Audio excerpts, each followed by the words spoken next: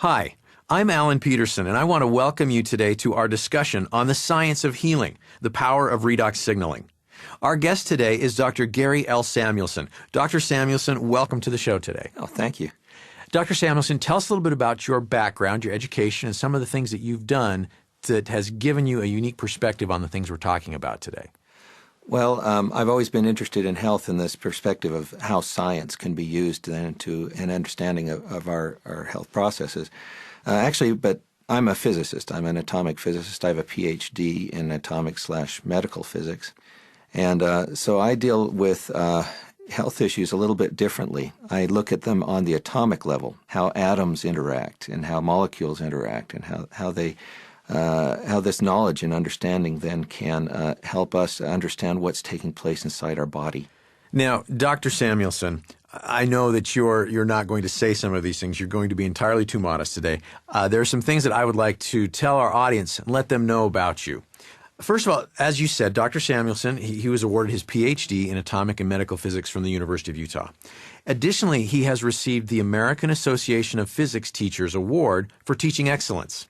And his work is now as an independent science consultant to help bridge the gap between promising emerging technologies and commercialization efforts in the health science field. He has worked on stabilizing nanoparticle structures integral to several promising technologies. And Dr. Samuelson was the first to discover stable redox signaling complexes that are now being studied worldwide, and he's also helped to further stabilize them. Dr. Samuelson is also devoted to advancing the science behind such promising technologies to the highest extent possible.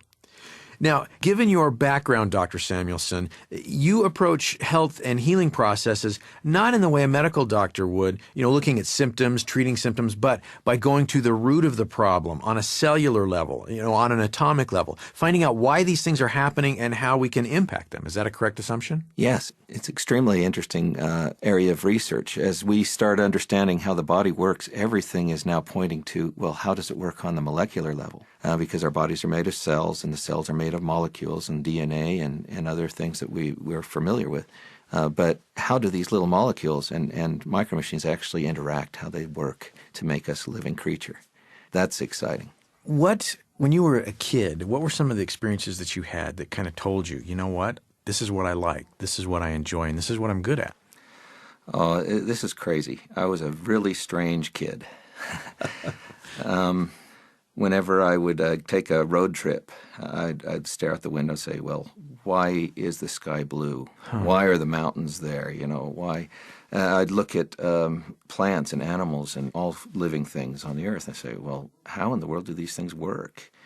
And I'd cut a little blade of grass off and think, and watch it grow back over time. I said, my goodness, how does it know exactly how to grow back into that structure and form?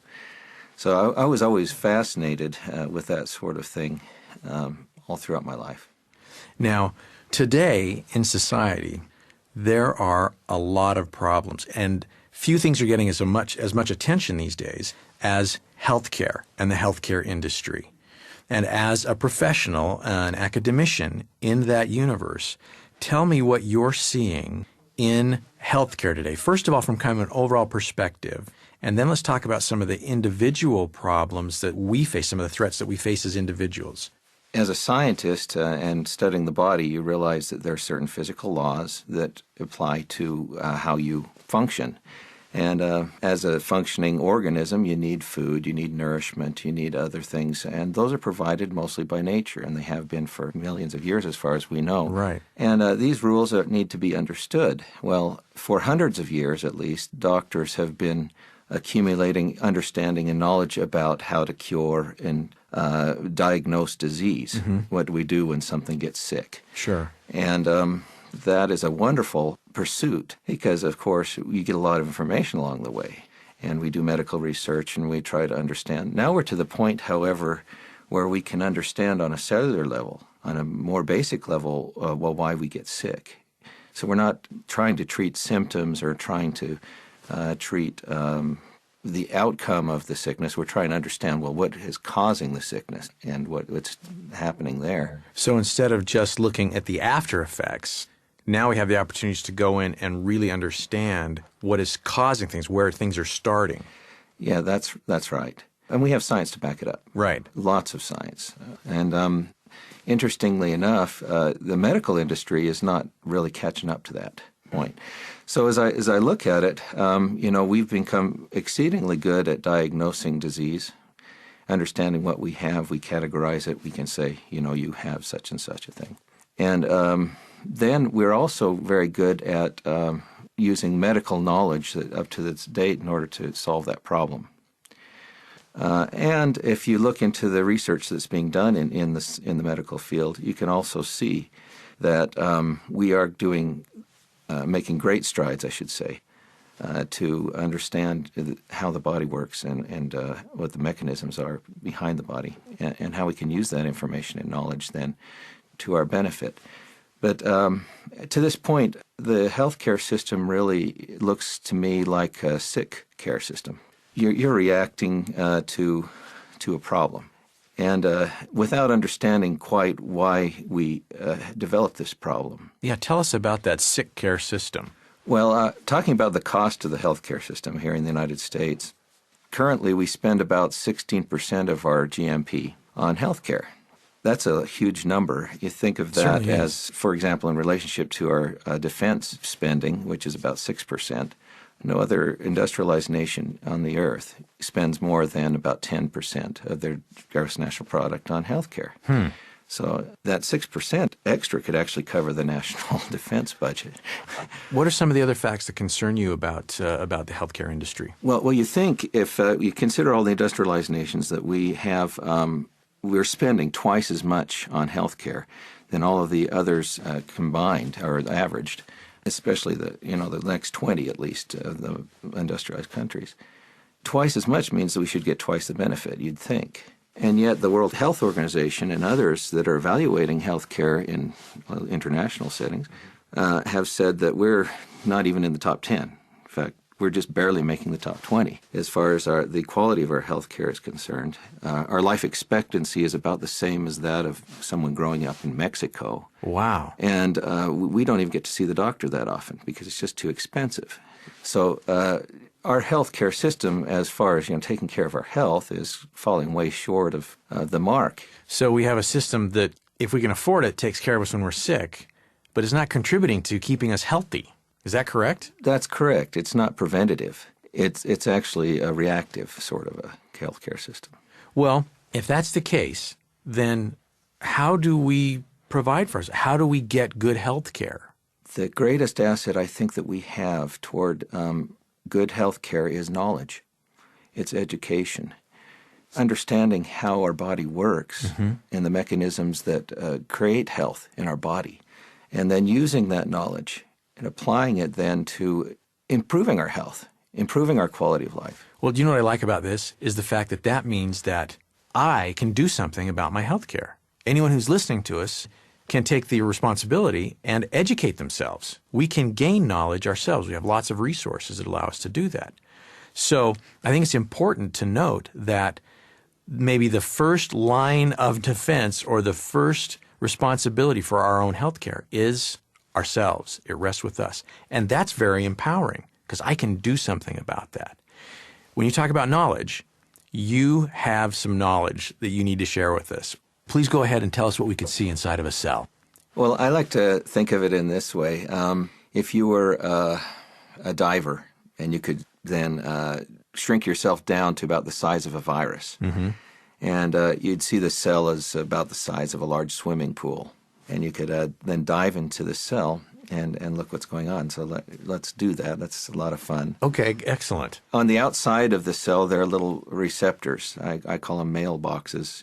They allow food and nourishment to get into the cells, and then the waste products to get out. We could dive through one of those. So there are these passageways as we dive into the cell, these receptors, that not only will we go back and forth, but all of the materials that a cell needs can come back and forth through those, and any waste products can exit through those receptors, correct? That's right. That's the only way to get in. Okay.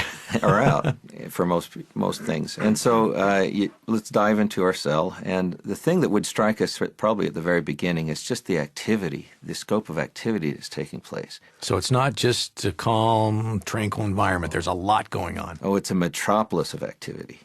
Well, if you peer inside the nucleus, you'll see strands of DNA. And those, again, are the instructions sets that allow everything to happen.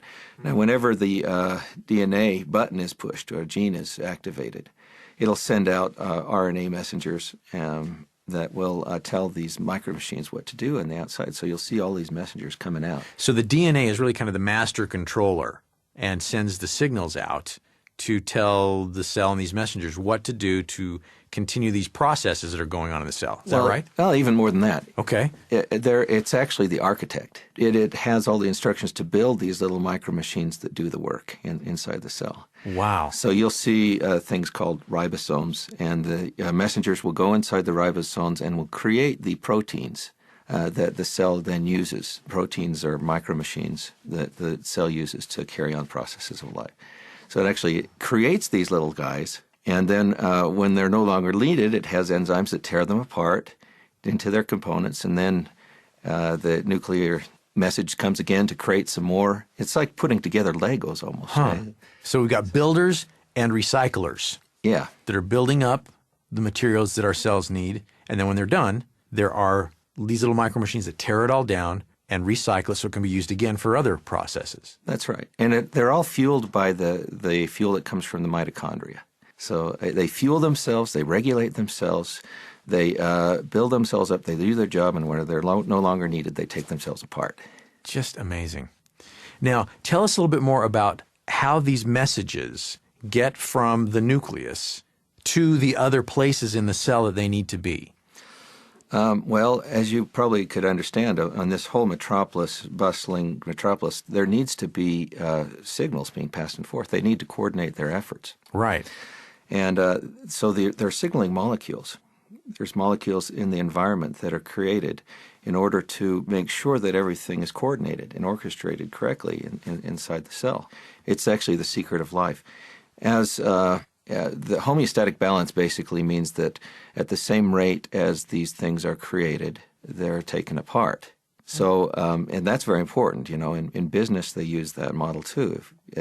You've got to ship out your product as fast as it's being created. Yeah, or you create backlogs and problems inside your business. Exactly. And so if you're a good manager in your business, you'll realize that there's an inventory problem if things start building up or things then are deficient. And the DNA guy, the nuclear guy that's pushing all the genetic buttons, he uses that information then to make changes inside the cell. So if there's an imbalance, that tells him that something is out of whack, and then that allows these processes to focus on what's going wrong and to try and reestablish balance. Is that correct? That's right. He knows which buttons to push, depending on the imbalances he finds in the environment.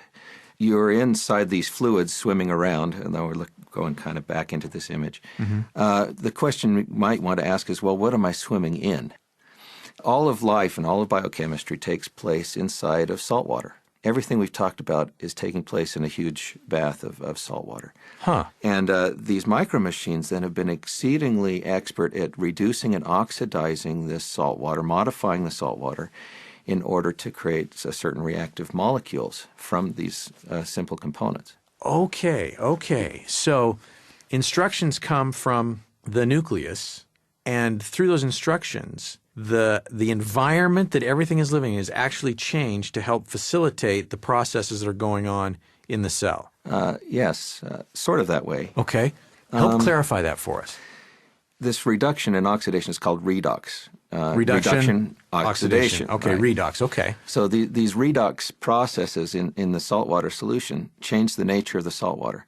Well, that changes the nature of how all of the other biological elements in micromachines work in that environment. So including, by the way, what's happening inside the nucleus. So the nucleus is able to read basically the imbalances that are happening inside the saltwater solution. Okay, so as the saltwater solution changes, that indicates a shift in the balance. Right. And the nucleus is then able to, the guy in there pushing the DNA buttons is able to assess that imbalance and then take appropriate action to try to bring things back into balance. Exactly. Okay. Yes. Can you give us an example of some of the kinds of things that might happen? What are some examples of imbalance that might happen in the cell?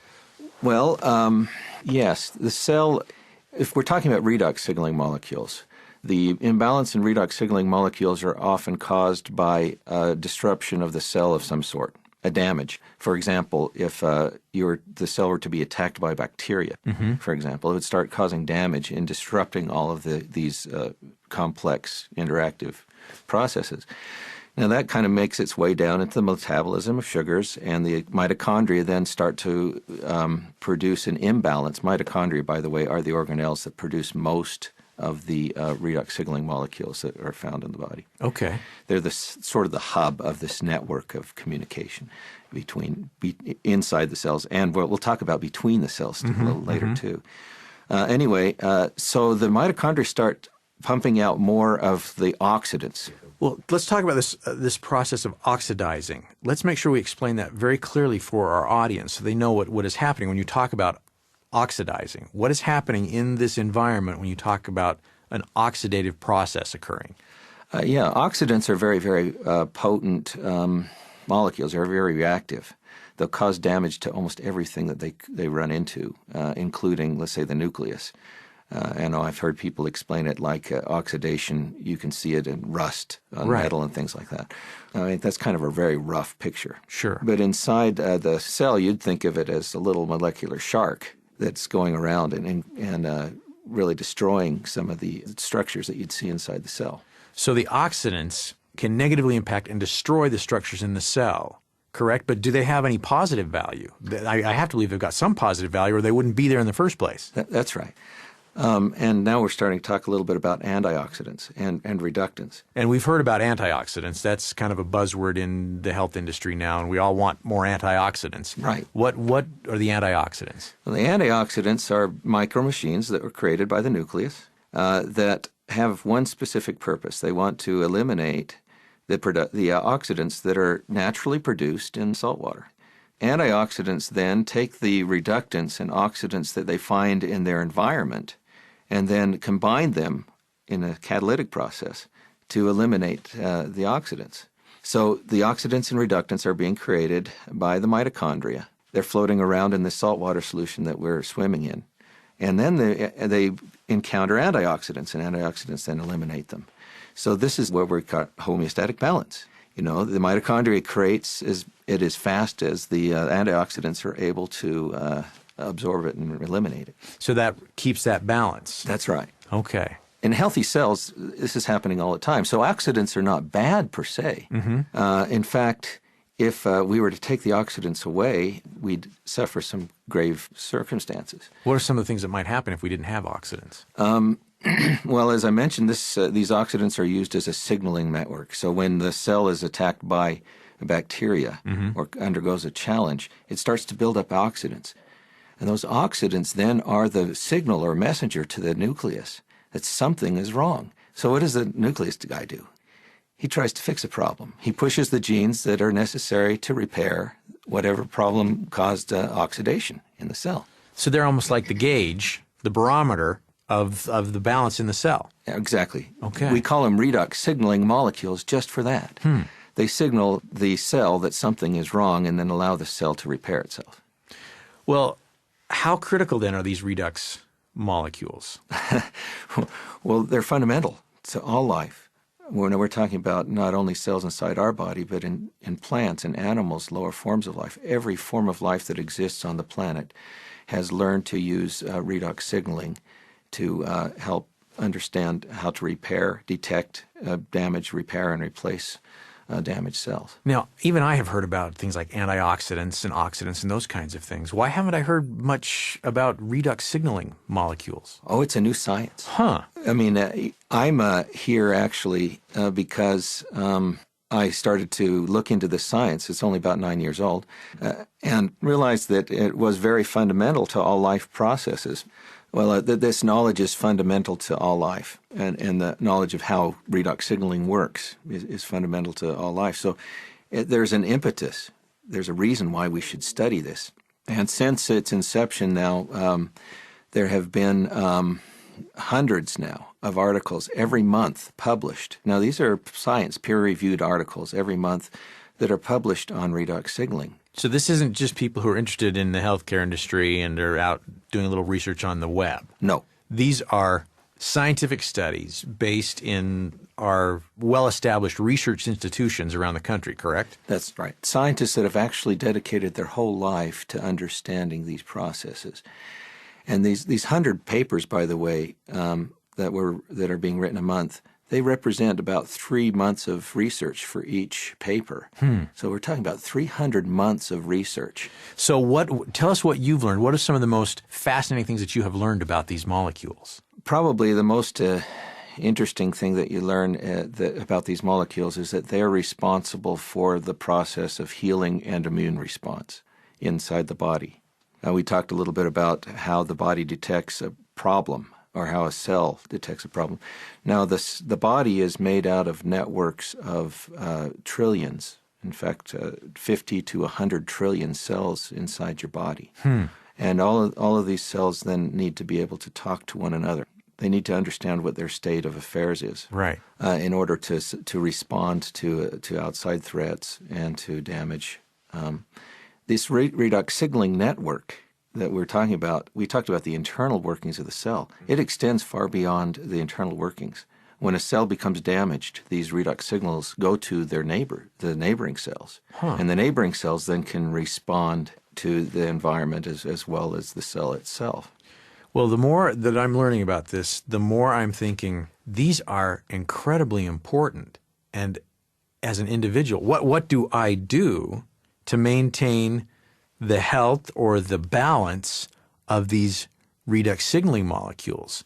That's a very good question, because if our healing response depends on how well this network of redox signaling molecules reacts, and we ought to know, well, how to create this balance inside our bodies. Certainly, and I would think that would be important for everyone, particularly as we talked about the situation of healthcare and the fact that an individual has a responsibility now. The only way to really have good health is to take control of your own healthcare. Then knowing about this fundamental process would be really crucial, and knowing if there are things that I can do as an individual to impact this. Because, I hate to say it, but we all change as we get older, and our bodies are less able to deal with the threats that we encounter. And so understanding this redox signaling mechanism could have a huge impact on my ability to take care of myself. Oh, absolutely.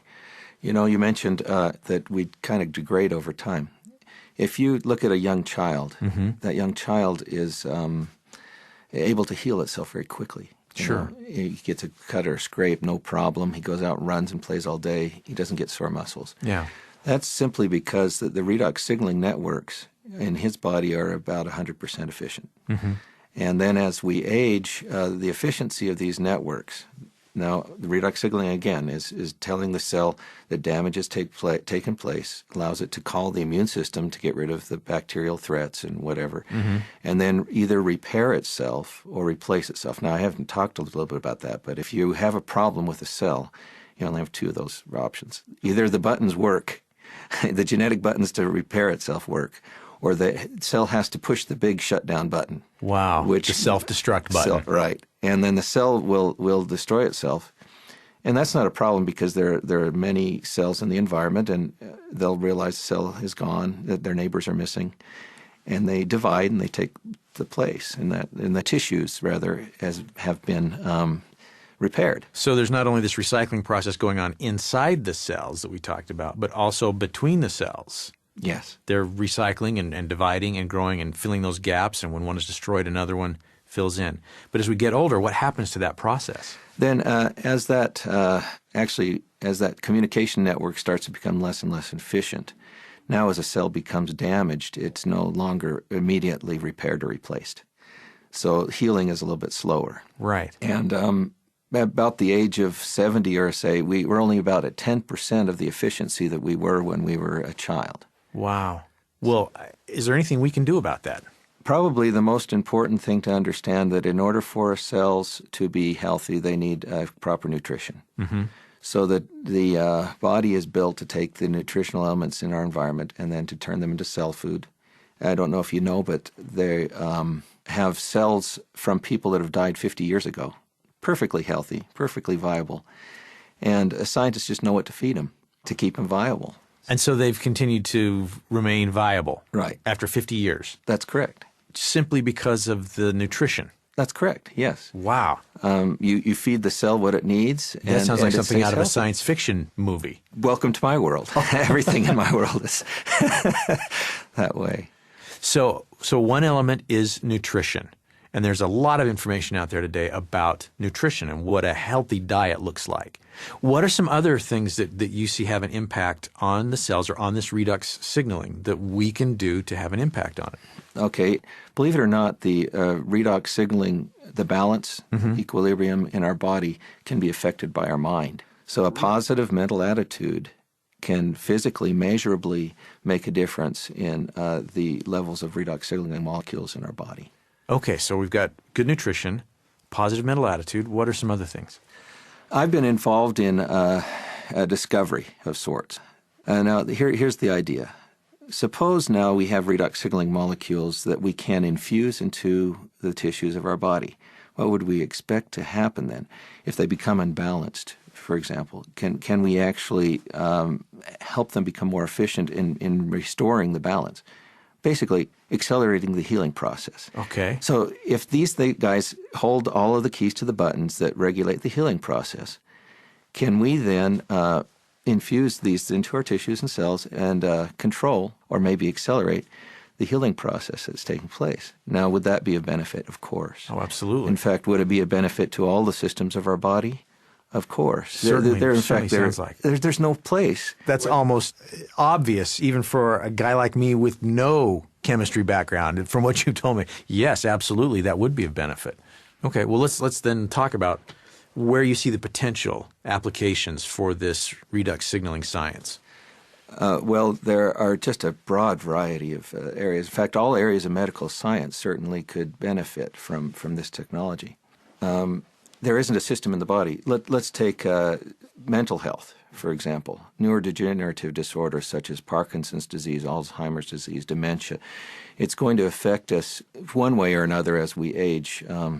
And so keeping these cells alive and healthy and well and defending themselves and replacing themselves, et cetera, absolutely essential to countering the effects of the degeneration in our brains.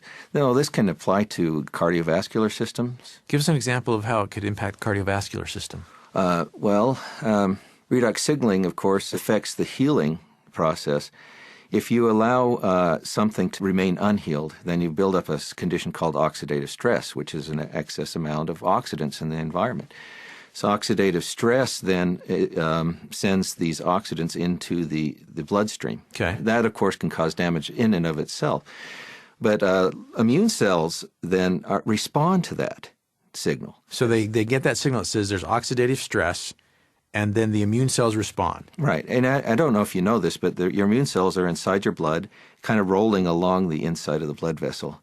When they come to a place where they see there's oxidative stress, they'll actually seep out of the blood vessel and into the stressed tissue.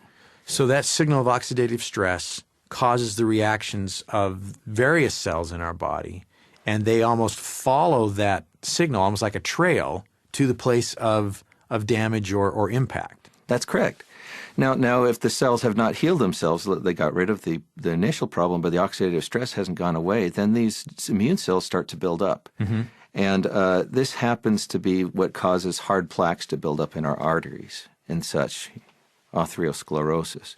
And a lot of heart disease can be caused because of chronic oxidative stress that's causing these sort of things to happen in our blood vessels. Okay, so neurological issues, cardiovascular issues, what else? And we could probably be here, like you said, all day, because earlier you talked about the fact that these redox signaling messengers are pervasive. They're everywhere. They're in every cell. So if we can impact what's happening with those, we can theoretically then impact every cell in our body, correct? That's correct. That's extraordinary. That's extraordinary. That's the power of this technology. It isn't specific to any system or part of the body. It's actually universal. It is a comprehensive way to impact our own health. That's correct. What are some other areas that you feel are going to be impacted by this research on redox signaling? Well, redox signaling is so general that it can almost impact every area of science. Now, I didn't mention this before, but redox signaling messengers actually form the weapon of choice of the immune system. So let's look at infectious disease. How does the body kill bacteria? Well, what does it use? It uses redox signaling molecules, which are actually antimicrobial. They kill bacteria. And yet, those same substances are easily handled by our healthy tissue. I mean, obviously, the immune system can't use something that'll destroy our healthy tissue. Right. So why don't we look into these sort of redox signaling compounds that are antimicrobial and also can preserve healthy tissue? And that's a remarkable thing. And we're talking about penicillin-type thing here because, we have something that's non-toxic that the body already uses. It's native to us. And yet it can be used to counter almost all of the microbes and things that challenge us in our environment, including the resistant strains. Well, and you talk about in your book the fact, and use the example of penicillin as this new platform that created almost a cascade effect on other drugs, other treatments that impacted our health. Is redox signaling research similar? Is it a new platform? Absolutely. When we're talking about a platform, well, what are we talking about? Penicillin is a non-toxic agent that is able to kill bacteria. Is that it? Yeah, that's pretty much it. And so we can take it inside our body and it'll kill bacteria, but it won't harm our healthy cells. Redox signaling molecules actually are the same thing. You see, they're native to the body so that the body actually does not see them as being toxic. In my laboratory, we've done a lot of studies on toxicity of redox signaling molecules. Mm-hmm. And I found that if you balance them correctly, there's absolutely no toxicity at all, zero toxicity in any of the systems of the body, in any of the tissues of the body. In fact, the cells are smiling at us under the microscope. So potentially no side effects of any kind. That's right. If you do it right, if you're able to do this right, yeah. So you can see now almost an unlimited potential. So what can we affect? Well, my wife was cutting vegetables one day, and she cut her finger. Mm-hmm. And I was working with the redox signaling compounds, and so I thought, I guess it's time. Get to experiment on my wife. Yeah. It was bleeding. It was about a 4 millimeter cut. It was, couldn't be stopped. And so I said, honey, would you put your finger in this compound? I poured her a little glass, and she put her finger in, and the bleeding stopped immediately. And I saw healing taking place in seconds that usually would take minutes to take place. So it stopped the bleeding. Of course, it was antimicrobial, too, so it had that benefit. It was soothing. It didn't hurt her at all. In fact, she was very happy that it stopped. Yeah. It stopped the throbbing pain. And she took it out and looked at it and started cutting vegetables again. And I was sitting there looking at what had happened because the blood had kind of pooled at the bottom. It didn't diffuse or it didn't coagulate. It just sat there at the bottom of the cup, sitting there as a scientist I am. And then the next day I took a look at my wife's finger, and I really couldn't tell that it had been cut at all. I had to look really carefully. Wow. And so healing that should have taken place in days, took place in hours. So I started realizing, oh my goodness, these redox signaling molecules are actually doing what we think they should do. And that is making the signaling process more efficient so that the healing can be accelerated in these tissues. That's amazing. Do you have any other examples from your research or that give us some insight into the power of these redox signaling molecules? Wow. Yes. Well, I talked to you a little bit about how we have used these in cell cultures. Now, I'm a physicist, so I don't know too much about biology, but I do have a lot of friends that are involved and senior researchers in national laboratories. And I've been studying these, and I've said to them, hey, I want you to find if these are toxic or not. Please, I want to see if these compounds are toxic. So I send them off. We started realizing, after we realized they were non-toxic, that they actually do bioactive things in the body. They actually do something to these cell cultures. We look at, for example, the efficiency of antioxidants. You know, if you remember, the antioxidants are the things that kind of break down these redox signaling molecules in the body. Right. And so if we provide more of them to the antioxidants, maybe they'll be able to utilize the redox signaling molecules in that environment to make themselves more efficient. And these are great because they're endogenous. They're inside us already. So the antioxidants, we don't have to eat them or take them. And so we found that when we put redox signaling molecules in cell cultures, that it made them able to handle oxidants, or antioxidant efficiency of these cultures increased by about 5-fold. And wow. Yeah. And so we're talking about doing absolutely nothing other than just adding redox signaling molecules. And then we're getting such an increase in antioxidant efficacy. Are there times, as you see these examples and you continue your work, that it's even hard for you to believe what you're discovering? Every day. Every day I'm reading these hundreds of peer-reviewed articles seeing what redox signaling does in the body. And I'm saying to myself, my goodness, if only 10% of this plays out, it'll be the greatest discovery in medical science that has ever taken place on the earth. It seems almost miraculous. There's part of it seems almost too good to be true. But you're seeing it every day with your own eyes. Yes. Amazing. Amazing. Let me ask you, is work being done to provide that redox signaling supplement? Yes. I've worked at this. I'm an atomic physicist, so I'm at a very good vantage for this because I deal with atoms and I deal with stabilization of nanoparticles and such. So I've dealt with these sort of problems before on a theoretical basis. So redox signaling molecules, well, it's just another one. And so we've been able to stabilize these redox signaling molecules to have half-lives of 2 years instead of, just a So not the milliseconds. Right. 2 years. Exactly. Incredible. And so it's coming to the point where we can actually put these things in a bottle. We can ship them off to laboratories that have them tested. We can actually do things scientifically with redox signaling molecules. Amazing. Dr. Samuelson, as we have discussed here, as an individual, there are things that I can do to take care of myself and have an impact on my health. I don't have to wait and rely on the healthcare system or on doctors to do something positive for my health. We've talked about good nutrition. We've talked about maintaining a positive mental attitude. And then the third thing that I think is really critical is we've talked about education. I can gain knowledge and understanding and apply that to myself. One of those tools, I think, is your book. Now, how can we get your book? Where can we go to find your book? My book is made available at www.asiastore.com. So if I go to www.asiastore.com, and that's ASEASTORE.com, I can find your book. And let me just have you describe your book quickly. What is your book about and what does it do? Well, it basically outlines in a much more detailed but a very clear and concise manner the things that we've talked about today. It talks about the science of healing and how that redox signaling molecules play such a role in the healing process. And it goes then into various areas in much more depth than I could, of course, just sitting here with you.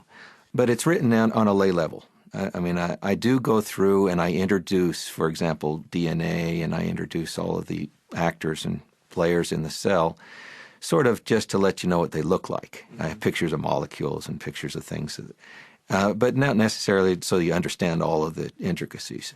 Simply that realize these things are actors that are playing inside your cell, and they need to communicate, and then I introduce redox signaling molecules. Well, and I found it absolutely fascinating. I mean, to the point that I was sharing it with my wife and with my children and talking to them about these little machines that are working in our body.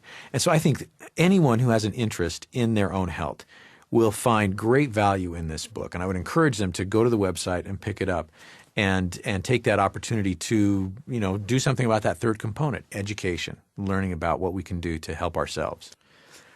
Well, Dr. Samuelson, I can't thank you enough for being here with us today. This has been absolutely fascinating. Thank you. Now, if, like me, as you've heard this discussion, you are interested in finding out more about what you can do to impact your health, how you can take greater responsibility to find the health that you're looking for, I'm going to ask you to do two things. First of all, I want you to talk to the person who gave you this CD.